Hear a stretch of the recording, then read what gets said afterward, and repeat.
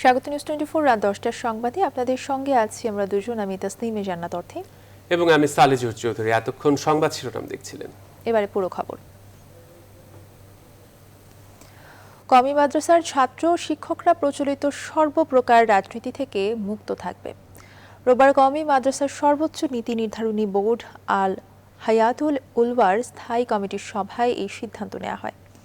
দেশের বিভিন্ন স্থানে হেফাজতে ইসলামের সহিংস কর্মকাণ্ডের পর উদ্ভূত পরিস্থিতিতে দেশের সব কওমি মাদ্রাসার ছাত্র শিক্ষকদের রাজনীতি নিষিদ্ধ করা হয়েছে। জামিয়া ইসলামিয়া দারুল উলুম মাদানিয়া যাত্রাবাড়ি মাদ্রাসায় অনুষ্ঠিত এই সভায় সভাপতিত্ব করেন আল হায়াতুল উলওয়ার চেয়ারম্যান আল্লামা মাহমুদুল হাসান। কওমি বোর্ডের এক প্রেস বিজ্ঞপ্তিতে এই তথ্য জানানো হয়। আরও জানানো হয়, স্থায়ী কমিটির সভায় কওমি আলেমরা 6টি সিদ্ধান্ত নিয়েছেন। সিদ্ধান্তগুলোর মধ্যে আরও রয়েছে, কওমি মাদ্রাসার বিষয়ে সিদ্ধান্ত পদক্ষেপ নেবে একমাত্র আল হায়াতুল উলওয়া, কোনো সংগঠন বা ব্যক্তি নয়। কওমি মাদ্রাসার গ্রেফতার হওয়া নিরীহ ছাত্র, শিক্ষক, আলেম ওলামা, ধর্মপ্রাণ মুসলমান এবং মসজিদের ইমাম ও মুসল্লিদের মুক্তির দাবি জানানো হয়। এ ব্যাপারে কথা বলেন আল হায়াতুল উলওয়া লিল জামিয়াতিল কওমিয়া সহ সভাপতি ও বেফাক সদস্য মুসলে উদ্দিন বহরমপুরি। প্রত্যেকটা মাদ্রাসাতেই ফরমের মধ্যে লেখা আছে যে কেউ ছাত্র সংগঠন করতে পারবে না। ছাত্র সংগঠন বলতে আসলে সেখানে ধরনের রাজনীতি এখন ইদানিং এটা এত কড়াকড়া করে না হওয়ার কারণে বা কড়াকড়ি হয় না, সেইখানে এখন কড়াকড়ি আরোপ করা হয়েছে। এখন তো আসলে রাজনীতির নামে অনেক কিছুই হয়, এই হিসাবে পুরাটাই কেউ সংগঠন করতে পারবে না, সেখানে তো কোনো রাজনীতি জড়াতে পারবে না। পাকিস্তানি জঙ্গি সংগঠনের সাথে হেফাজত নেতা মামুনুলের সম্পৃক্ততা পেয়েছে পুলিশ। রোববার নাশকতার মামলায় গ্রেফতার মামুনুলের রিমান্ড সম্পর্কিত সংবাদ সম্মেলনে একথা জানান তেজগাঁও বিভাগের উপ পুলিশ কমিশনার হারুনুর রশিদ। এজন্য পাকিস্তানে 1.5 মাস অবস্থান করেন তিনি। এছাড়া বিদেশ থেকে কোটি কোটি টাকা দেশে আনার প্রমাণও পেয়েছে আইন শৃঙ্খলা রক্ষাকারী বাহিনী। বলেন, মামুনুল সরকার পতন করে নিজে দেশের রাষ্ট্রনায়ক হওয়ার পরিকল্পনা করছিল। নাইমাল জিকো জানাচ্ছেন বিস্তারিত। রক্ত দিতে যদি সপ্রাচত্বরে যাওয়ার প্রয়োজন হয়, প্রস্তুত থাকবো তো ইনশাআল্লাহ। প্রধানমন্ত্রী আপনার মন্ত্রীদেরকে সামলান, যদি সামলাতে না পারেন বিদ্রোহের আগুন ধরিয়ে দেওয়া হবে। বঙ্গভবন, সংসদ ভবন, গণভবন সব ভেসে যাবে বঙ্গোপসাগর। ওয়াজ মাহফিলকে রাজনৈতিক মঞ্চে পরিণত করেছিলেন মামুনুল। খেলাফত মজলিস কাম হেফাজত ইসলামের এই নেতা কারণে অকারণে গলা ফুলিয়ে হুমকি দিতেন সরকারকে। মুক্তিযুদ্ধের চেতনার পক্ষে কথা বলা ব্যক্তিদের হেনস্থা করতে আহ্বান জানাতেন। রাশেদ খান মেনন, তারপরে মুরগি চোরা শাহরিয়ার কবির, সুপ্রিম কোর্টের বিচারপতি মানিক সাহেব, এই 3 জনকে বাংলার যে কোনো জায়গায় পাওয়া যাবে, সঙ্গে সঙ্গে জুতা খুলে পিটাইতে হবে। তবে শুধু রাজনীতির মধ্যেই সীমাবদ্ধ ছিলেন না মামুনুল। পাকিস্তানি জঙ্গিদের সাথে তার দীর্ঘদিনের সম্পর্ক ছিল, যেখানে 45 দিন থাকা বিকাশের মাধ্যমে মধ্যপ্রাচ্যের দেশগুলো থেকে কোটি কোটি টাকা দেশে আনা সহ রিমান্ডে বেশ কিছু চাঞ্চল্যকর তথ্য পেয়েছে পুলিশ। মাওলানা তাজউদ্দিনও এক সময় এই রাহমানিয়া জামিয়া মাদ্রাসা, যে মামুনুলের মাদ্রাসা, সেখানে এখান থেকে পালানোর আগ পর্যন্ত সেই মাদ্রাসায় ছিল। এবং আমাদের যে মুফতি নিয়ামতুল্লাহ, সেও এই মাদ্রাসায় ছিল। এবং আমরা এর যোগসূত্রতা, এবং সে যে পাকিস্তান গিয়ে সে যে 45 দিন অবস্থান করেছে 2005 সালের দিকে, সেখানে ওই মাদ্রাসা থেকে সেখানে ওইখানের একটা রাজনীতি দলেরকে মডেল এনেই সে বাংলাদেশে যে এই যে 2013 সালের শাপলা চত্বরের ঘটনা এবং এই পর্যন্ত আজ পর্যন্ত যতগুলি উগ্রবাদী কায়দায় তারা দেশের বিভিন্ন অঞ্চলে সকল ঘটনাগুলি মূল উদ্দেশ্যই ছিল যে ওই ঢাল, হেফাজতকে ঢাল হিসেবে ব্যবহার করা। এছাড়া মামুনুলের নিজ ভগ্নিপতিও এই জঙ্গি গোষ্ঠীর সাথে সম্পৃক্ত বলেও জানান পুলিশের এই কর্মকর্তা। তার প্রথম শ্বশুর বঙ্গবন্ধুর খুনি ডালিমের আপন ভাইরা ভাই। মামুনুল দেশে নাশকতা তৈরির মাধ্যমে সরকার পতনের চেষ্টা চালাচ্ছিল বলেও জানান তিনি। হেফাজতের ইসলামী কর্মকাণ্ড সরকারকে উৎখাত করা, তার মূল ছিল যে সরকারকে একদিকে গ্রেনেড হামলার আশঙ্কা যোগাযোগ, অন্যদিকে সে জামাতের সাথে এবং বিএনপি জামাত সবার সাথে যোগাযোগ রক্ষা করা, বিভিন্ন মতাদর্শী মানুষের সাথে রক্ষা করা। এই রক্ষা করে সে বাবরি মসজিদের নাম দিয়ে সে ইসলাম পন্থী মানুষের কাছ থেকে, ভারত বিদ্বেষী মানুষের কাছ থেকে একটা ফান্ড কালেকশন করে সে চেয়েছিল যে একটা মানে সে ক্ষমতা যাবে। গ্রেপ্তারের পরদিন 19 এপ্রিল মামুনুলকে 7 দিনের রিমান্ডে নেয় তেজগাঁও থানা পুলিশ। ভারতের প্রধানমন্ত্রী নরেন্দ্র মোদীর দেশে আসাকে কেন্দ্র করে রাজধানীর ঢাকা, চিটাগাং, ব্রাহ্মণবাড়িয়া সহ দেশের বিভিন্ন স্থানে ঘটা সহিংসতার ঘটনার প্রেক্ষাপটে মামুনুলকে গ্রেপ্তার করা হয়। 9 আলচিকো, নিউজ 24, ঢাকা। এবারে দেশের করোনা পরিস্থিতি। গত 24 ঘন্টায় দেশে করোনায় মৃত্যু হয়েছে 101 জনের। এ নিয়ে দেশে মোট মৃত্যুর সংখ্যা 11,000 ছাড়িয়েছে। এ পর্যন্ত মোট প্রাণহানি হয়েছে 11,053 জনের। এছাড়াও গত 24 ঘন্টায় করোনা শনাক্ত হয়েছে 2,922 জনের। এ নিয়ে মোট করোনা শনাক্তের সংখ্যা দাঁড়ালো 7,45,322 জনে। রবিবার স্বাস্থ্য অধিদপ্তরের প্রেস বিজ্ঞপ্তিতে এই তথ্য জানানো হয়।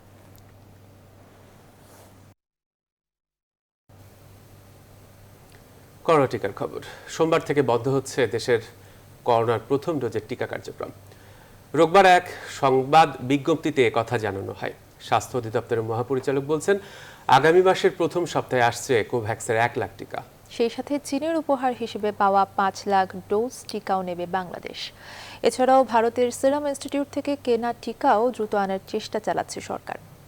রিশাদ হাসান জানাচ্ছেন বিস্তারিত।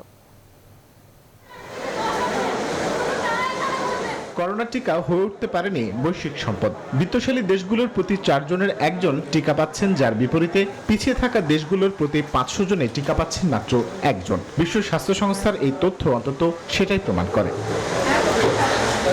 টিকার লম্বা লাইনে দাঁড়িয়ে থাকা বাংলাদেশও পেয়েছে এর সামান্যই। তাই তো মজুত না থাকায় বন্ধ করতে হচ্ছে সারা দেশের প্রথম ডোজের টিকা কার্যক্রম। রবিবার স্বাস্থ্য অধিদপ্তরের সংবাদ বিজ্ঞপ্তিতে তাই জানানো হয়। ভ্যাকসিন প্রাপ্তির দৌড়ে দেশের অবস্থান তাহলে কোথায়? এমন প্রশ্নের জবাবে স্বাস্থ্য অধিদপ্তরের মহাপরিচালক জানালেন, আগামী মাসেই আসছে সিরাম ও কোভ্যাক্সের মোট 21 লাখ ডোজ টিকা। আমাদের যে ঘাটতির যেটুকু সম্ভাবনা 20 লাখ ডোজ আমাদেরকে ভ্যাকসিনকোর তাদের উচ্চতন মহল আমাদেরকে জানিয়েছে যে তারা আমাদেরকে এই টিকাটা এর মধ্যে এনে দেবে। এছাড়াও চীন সরকারের উপহার হিসেবে পাওয়া সাইনোফার্মের 5 লাখ ডোজ টিকাও নেবে বাংলাদেশ। ঔষধ প্রশাসন অধিদপ্তরের মহাপরিচালক জানান, চীনের টিকা নিতে কোনো বাধা নেই, এরই মধ্যে দেওয়া হয়েছে অনাপত্তিপত্র। ভ্যাকসিনটি গ্রহণ করতে কোনো বাধা নেই, আমরা এই ভ্যাকসিনটি গ্রহণ করতে আগ্রহী।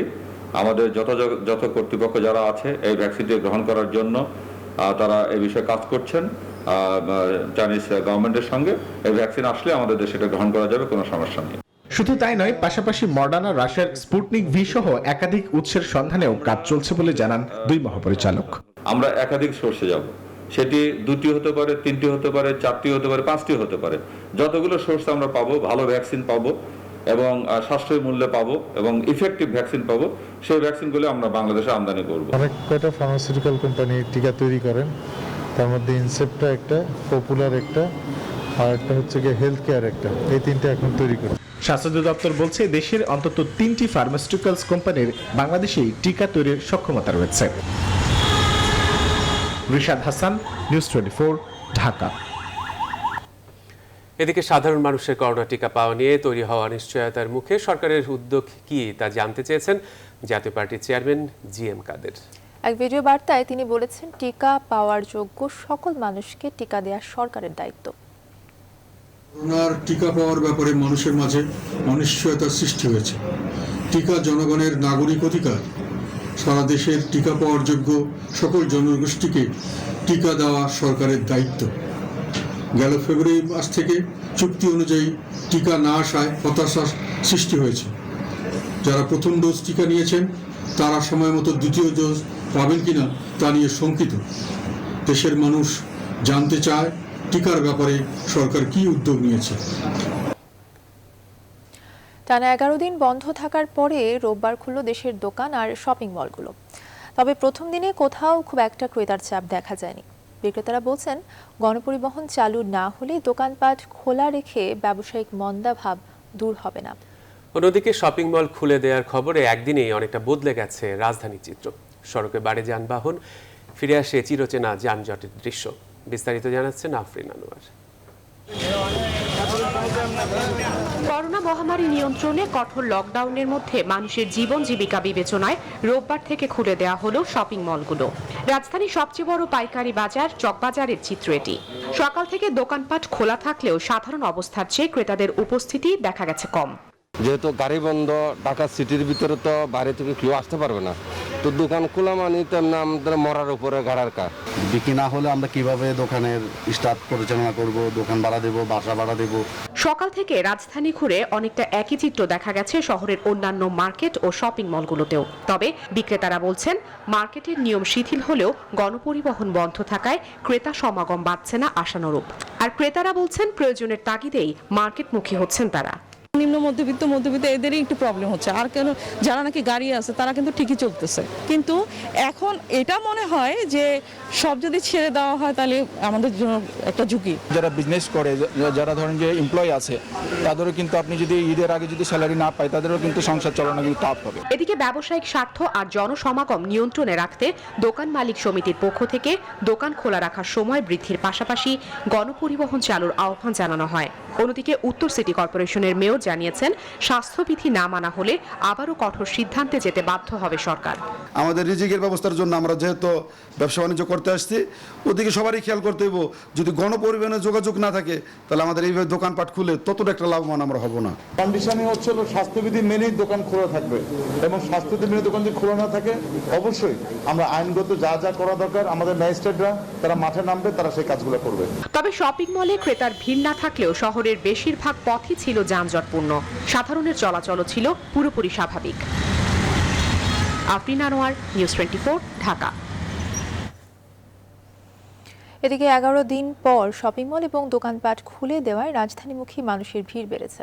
লকডাউনের কারণে গণপরিবহন বন্ধ থাকায় যেভাবে পারছেন ফিরছেন কর্মস্থলে। সকাল থেকে রাজধানীর প্রবেশ মুখ গাবতলীতে মানুষের ভিড় দেখা যায়। একই চিত্র শিমুলিয়া বাংলা বাজার ও দৌলতদিয়া পাটুরিয়া নৌ রুটেও। লঞ্চ ও স্পিড বোট বন্ধ থাকায় দুই নৌ রুটেই সকাল থেকে ফেরিতে যাত্রীদের ভিড় ছিল চোখে পড়ার মতো। গণপরিবহন বন্ধ থাকায় অতিরিক্ত ভাড়া দিয়ে প্রাইভেট কার, মোটরসাইকেল কিংবা পায়ে হেঁটে আর ইজি বাইকেও আসছে অনেকে। অভিযোগ রয়েছে, কয়েক গুণ বেশি ভাড়া দিয়ে যেতে হচ্ছে গন্তব্যে। এতে চরম দুর্ভোগ পোহাতে হচ্ছে নিম্ন আয়ের মানুষগুলোর। আর স্বাস্থ্যবিধি উপেক্ষা করেই ফেরিতে গাদাগাদি করে পদ্মা পাড়ি দিচ্ছেন তারা। এমনকি সামাজিক দূরত্বেরও কোনো বালাই নেই। সংশ্লিষ্টরা জানায়, লকডাউনের কারণে সীমিত পরিসরে ফেরি চলাচল করছে, ব্যক্তিগত গাড়ির সংখ্যাও অনেক বেশি দেখা গেছে। এছাড়া যাত্রীদেরও চাপ বাড়তে থাকে ফেরিঘাটে।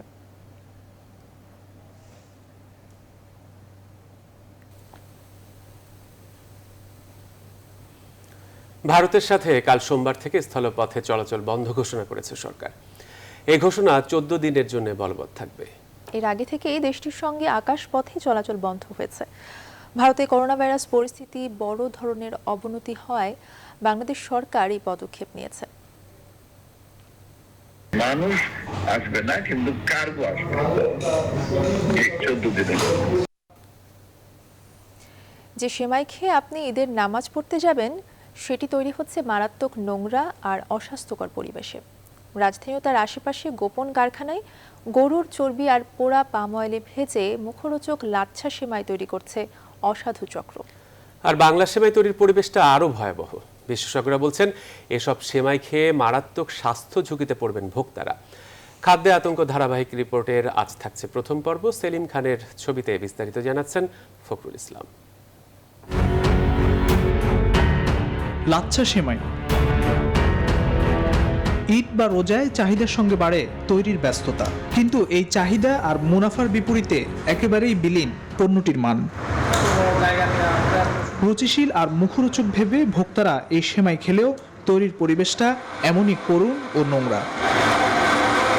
রাজধানীর পাশে হেমায়তপুরে সাইফুল ফুড প্রোডাক্টসের এই কারখানায় গরুর চর্বি আর ডালডায় ময়দার খামির দিয়ে চলছে খোলা হাতের কসরত। খোলা হাতে নোংরা পরিবেশে এভাবেই তৈরি করা হচ্ছে মানুষের মুখরোচক লাচ্ছা সেমাই, যা খেলে গ্যাস্ট্রিক আলসার সহ নানা ধরনের রোগ হওয়ার সম্ভাবনা রয়েছে। শ্রমিকের হাতের কসরতে তৈরি সেমাইয়ের বল পোড়া পাম অয়েলে ভাজা হলে তৈরি হয় তথাকথিত চকচকে ঘিয়ে ভাজা লাচ্ছা সেমাই। পুষ্টি ডালডা, পামের তেল আর 1 নাম্বার ময়দা, চাইনিজ কুরাল ময়দা। আমরা লাচ্ছা সেমাই আর লাম্বা সেমাই সেগুলো খোলা হাতে ছাড়া বানানো যায় না। এই কারখানাতেই চরম নির্মমতায় তৈরি হচ্ছে বাংলা সেমাইও। এসবই খোলামেলা পরিবেশে রোদে শুকিয়ে করাতের কাটাকাটিতে প্রস্তুত করা হচ্ছে বাজারজাতের জন্য।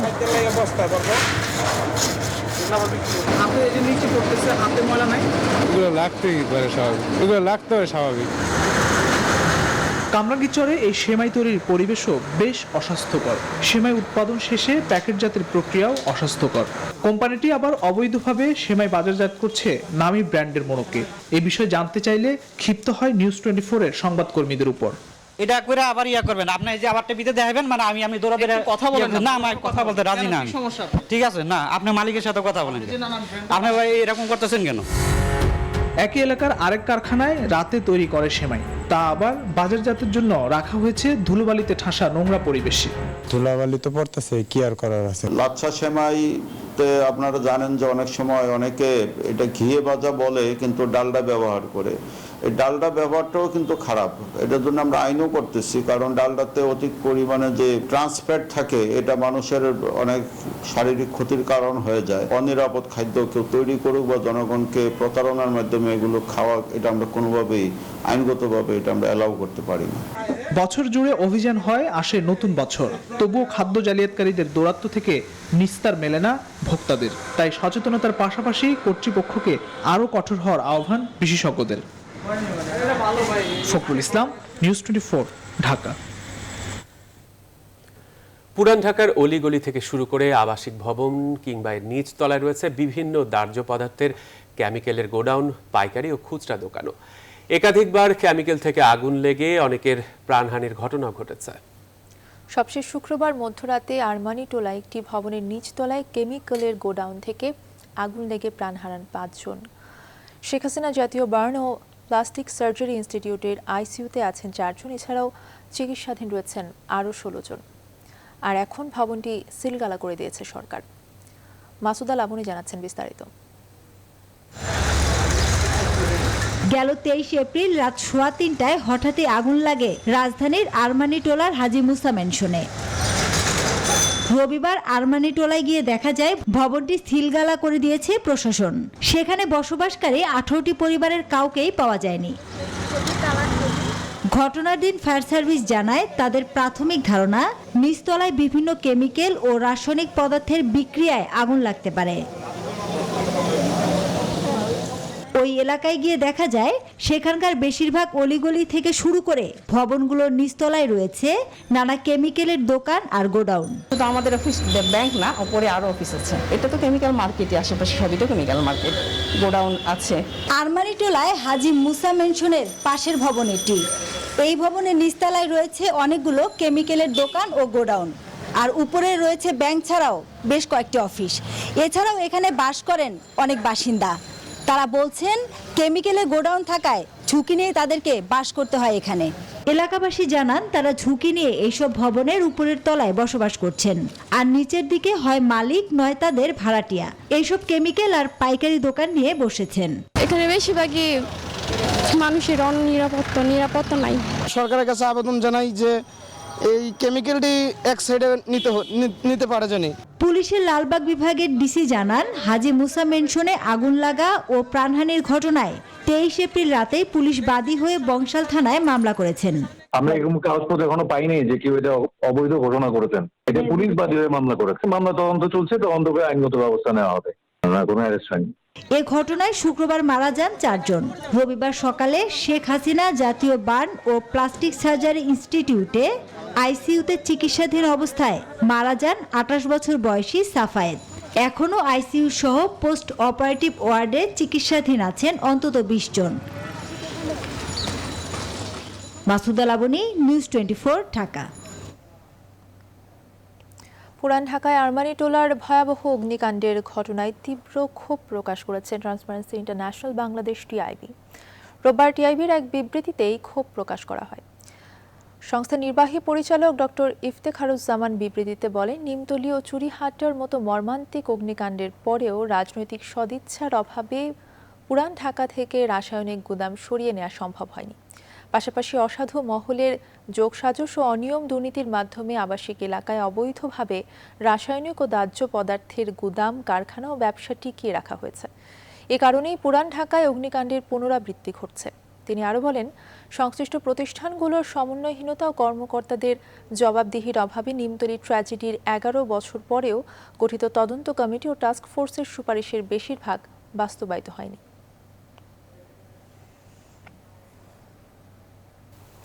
আওয়ামী লীগ সাধারণ সম্পাদক এবং সড়ক ও সেতু মন্ত্রী ওবায়দুল কাদের বলেছেন, স্বাস্থ্যবিধি না মানলে আবারও লকডাউন দিতে বাধ্য হবে সরকার। আওয়ামী লীগের ত্রাণ উপকমিটির উদ্যোগে খাদ্য সুরক্ষা সামগ্রী বিতরণ অনুষ্ঠানে রোববার এ কথা বলেন তিনি। এ সময় তিনি আরও বলেন, সরকারি ত্রাণ এবং নগদ সহায়তা নিয়ে কোনো ধরনের অনিয়ম সহ্য করা হবে না। ইতিমধ্যে নগদ সাহায্য নেত্রী করেছেন, ঈদের জন্য একটা অনুদান দিয়েছেন এবং বিভিন্নভাবে শ্রমিক কৃষকদের মধ্যে সাহায্য বিতরণের কথা বলেছেন এবং সেটা প্রশাসনিকভাবে পৌঁছে গেছে। প্রধানমন্ত্রীর এই অর্থ, এই ত্রাণ যাতে বেহাতে না যায় সে ব্যাপারে আমাদের সবাইকে সচেতন থাকতে হবে। এগুলা যথাযথ জায়গায় পৌঁছেছে কিনা এটা আমাদের খেয়াল রাখতে হবে। গণতন্ত্র পুনঃপ্রতিষ্ঠা করায় ব্যারিস্টার মওদুদ আহমদের স্মৃতির প্রতি সঠিক শ্রদ্ধা নিবেদন করা হবে বলে মনে করেন বিএনপির নেতারা। রবিবার বিকেলে মওদুদ আহমদ স্মরণে আয়োজিত স্মরণ সভায় এই মন্তব্য করেন দলটির নেতারা। তারা বলেন, ব্যারিস্টার মওদুদ রাজনীতি করতেন জ্ঞানের আলোয় উদ্ভাসিত হয়ে। যদি তার জীবনকে, তার এই চিন্তাধারাকে আমরা অনুসরণ করে দেশে পুনরায় গণতন্ত্র প্রতিষ্ঠা করতে পারি, তাহলে তার প্রতি শ্রদ্ধা নিবেদন করা হবে। আমি মরহুম ব্যারিস্টার মওদুদ আহমদের প্রতি শ্রদ্ধা নিবেদন করছি, তার স্মৃতির প্রতি শ্রদ্ধা নিবেদন করছি। আল্লাহ যেন তাকে বেহেশত নসিব করেন এই দোয়া করছি। তার ছাত্র জীবন থেকে শুরু করে জীবনের শেষ দিন পর্যন্ত রাজনীতির সঙ্গে সক্রিয়ভাবে জড়িত ছিলেন। জনাব মওদুদ আহমদ দীর্ঘ রাজনৈতিক জীবনের সবচেয়ে বড় যে জিনিসটা আমার কাছে মনে হচ্ছে যে জ্ঞানের আলোয় আলোকিত হয়ে বাংলাদেশের রাজনীতি করেছেন তিনি। গণস্বাস্থ্য কেন্দ্রের ট্রাস্টি ডাক্তার জাফরুল্লাহ বলেছেন, বাংলাদেশের আইন শৃঙ্খলা বাহিনীর বর্তমান অবস্থা দেখে মনে হচ্ছে তারা প্রচণ্ড চাপে আছেন, তাই তারা কথা বলতে চান না। চট্টগ্রামের বাঁশখালীর গন্ডামারা নির্মাণাধীন বিদ্যুৎ কেন্দ্রের শ্রমিক পুলিশ সংঘর্ষে 7 জন শ্রমিক নিহতের পর দুপুরে ঘটনাস্থল পরিদর্শনে এসে এসব কথা বলেন ডাক্তার জাফরুল্লাহ। এ সময় তিনি আরও বলেন, যে ঘটনা বাঁশখালীতে হয়েছে সরকারের কাছে সেটা কাম্য ছিল না। পুলিশ অমানবিকভাবে নিরীহ শ্রমিকদের ওপর গুলি চালিয়েছে, এটার সঠিক তদন্ত হওয়া দরকার। এ সময় গণসংহতি আন্দোলনের প্রধান সমন্বয়কারী জোনায়েদ সাকি উপস্থিত ছিলেন। গত 17 এপ্রিল বাঁশখালীতে একটি নির্মাণাধীন বিদ্যুৎ কেন্দ্রে বকেয়া বেতন ভাতা সহ বিভিন্ন দাবি নিয়ে শ্রমিকদের বিক্ষোভে পুলিশের সাথে সংঘর্ষে 7 শ্রমিক নিহত হয়। আইন শৃঙ্খলা বাহিনীও ভীত সন্ত্রস্ত, তারা ভয়ে আছে, তারা কথা বলতে রাজি না। আমার সরকার যে মুখ বন্ধ করে দিয়েছে সেইটার চাপটা পুলিশের উপরেও আছে। সব পুলিশ তো জনগণের শত্রু না। এবারে জানাবো ফার্স্ট সিকিউরিটি ইসলামী ব্যাংক অর্থ বাণিজ্যের সঙ্গে।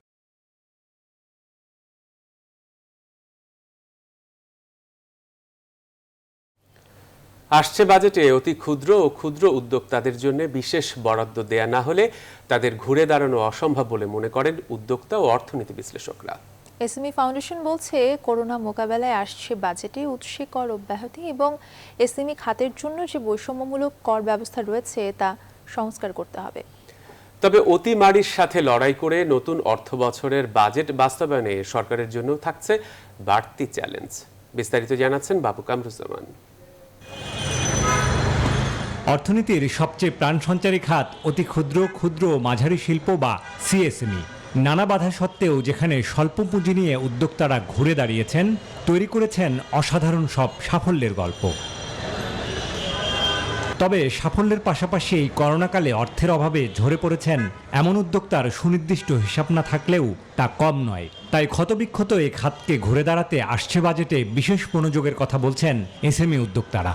ইতিমধ্যে যারা ক্ষুদ্র এবং অতি ক্ষুদ্র আছি অনেকেই কিন্তু অর্থের যোগান না থাকার কারণে মাঠ থেকে অনেকে হারিয়েও গিয়েছে। কিন্তু এবারের বাজেটে যদি আমাদের জন্য বিশেষ কোনো ভর্তুকির ব্যবস্থা না থাকে তাহলেও কিন্তু আমরা সামনের দিকে এগিয়ে যাওয়া তো দূরের কথা, আমাদের টিকে থাকাই সম্ভব হবে না। বাংলাদেশ উন্নয়ন গবেষণা প্রতিষ্ঠান BIDS এর সবশেষ গবেষণায় উঠে আসে দেশে 78 লাখ সিএসএমই প্রতিষ্ঠান রয়েছে, যেখানে কাজ করছে 1 কোটিরও বেশি মানুষ। মোট দেশজ উৎপাদন বা জিডিপিতে এই খাতের অবদান 30%। আসছে বাজেটে এই খাতকে ঘুরে দাঁড়াতে বিশেষায়িত প্রতিষ্ঠানের মাধ্যমে বিশেষ ঋণ ব্যবস্থা ও নীতি সহায়তার কথা বলছেন বিশ্লেষকরাও। আগামী বাজেটে একটা ফান্ড রাখতে হবে যেটা থেকে এসএমই ফাউন্ডেশন, পিকেএসএফ, তারপর এনজিও ফাউন্ডেশন, পল্লী সঞ্চয় ব্যাংক, এই ধরনের বিশেষায়িত প্রতিষ্ঠানের মাধ্যমে ঋণ বিতরণ করা হবে এবং এই ঋণগুলো তখন অনানুষ্ঠানিক খাতেও কিন্তু পৌঁছতে পারবে। সম্প্রতি এনবিআর এর সাথে অনুষ্ঠিত প্রাক বাজেট আলোচনায় আসছে বাজেটের জন্য 100টি প্রস্তাবনা পেশ করেছে এসএমই ফাউন্ডেশন, যেখানে এসএমই খাতের জন্য উৎসে কর ছাড় সহ নানা সুবিধা দাবি করা হয়। সংস্থাটি বলছে অভ্যন্তরীণ বাজার ও সক্ষমতা বাড়াতে এসএমই খাতে সাবকন্ট্রাক্টিং পদ্ধতি বাস্তবায়নে নতুন করে আইন প্রণয়ন জরুরি। এসএমই খাতের যে উন্নয়ন হয়েছে সেই ক্ষেত্রে এখন একটি নতুন করে সাবকন্ট্রাক্টিং আইন তৈরি করা উচিত, যাতে সরকারি এবং বেসরকারি খাতের উদ্যোক্তারা আমাদের স্থানীয় এসএমই খাতের উদ্যোক্তা থেকে পণ্য এবং সেবা তারা কিনতে বাধ্য হন। আমি মনে করি আগামী বাজেটে এই সংক্রান্ত একটি প্রস্তাবনা থাকা দরকার। এসএমই খাতে নতুন উদ্যোক্তাদের জন্য গত বাজেটে বরাদ্দ রাখা হয় 100 কোটি টাকা, যা এবার আরও বাড়ানো উচিত বলে মত অর্থনীতি বিশ্লেষকদের। বাবু কামরুজ্জামান, নিউজ 24, ঢাকা। কৃষিমন্ত্রী ডক্টর মোহাম্মদ আব্দুর রাজ্জাক বলেছেন, কৃষকদের কাছ থেকে 14 থেকে 15 লক্ষ টন ধান কিনবে সরকার। মন্ত্রী জানান, প্রান্তিক কৃষকদের কাছ থেকে এসব ধান ক্রয় করা হবে। কৃষক নির্ধারণে রাজনৈতিক প্রভাব যাতে না পড়ে সেজন্য লটারির মাধ্যমে কৃষক নির্ধারণ করা হবে। রোববার কিশোরগঞ্জের মিঠামইন উপজেলার সাধরের হাওরে বোরো ধান কাটা উৎসবে এসব কথা বলেন তিনি। পরে কৃষিমন্ত্রী কৃষকদের মাঝে কম্বাইন হারভেস্টার মেশিন বিতরণ করেন।